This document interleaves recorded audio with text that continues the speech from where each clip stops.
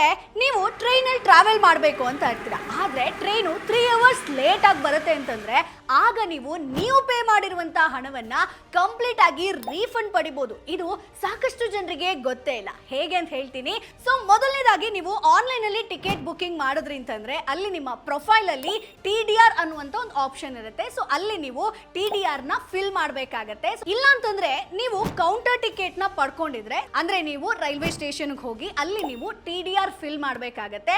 So ಹೀಗೆ ನೀವು ಮಾಡಿದ್ದೆ ಆದ್ರೆ 3 to 7 ಡೇಸ್ ಅಲ್ಲಿ ನಿಮಗೆ ವಿದೌಟ್ ಯಾವುದೇ ಕ್ಯಾನ್ಸಲೇಷನ್ ಚಾರ್ಜಸ್ ಇಲ್ಲದೆ ನೀವು ಪಡೆದಂತ ಟಿಕೆಟ್ ಕಂಪ್ಲೀಟ್ ಆಗಿ ರೀಫಂಡ್ ಆಗುತ್ತೆ. ಹಾಗೆ ನಿಮ್ಗೆ ಇನ್ ಕೇಸ್ ಕಂಪ್ಲೇಂಟ್ ನ ರೈಸ್ ಮಾಡಬೇಕು ಅಂತಂದ್ರೆ 131 ಹೆಲ್ಪ್ ಲೈನ್ ನಂಬರ್ಗೆ ಕಾಲ್ ಮಾಡಿ ಕೂಡ ನೀವು ಕಂಪ್ಲೇಂಟ್ ನ ರೈಸ್ ಮಾಡಬಹುದು. ಸೊ ಹಾಗಾಗಿ ಈ ಒಂದು ಬೆನಿಫಿಟ್ ನ ಯೂಸ್ ಮಾಡ್ಕೊಳ್ಳಿ. ಜೊತೆಗೆ ಒಂದಷ್ಟು ಜನರಿಗೆ ಶೇರ್ ಮಾಡೋದನ್ನ ಮರಿಬೇಡಿ. ನಮ್ಮ ಚಾನೆಲ್ ನ ಈಗಲೇ ಸಬ್ಸ್ಕ್ರೈಬ್ ಮಾಡಿ. Boss Wala. Be the boss.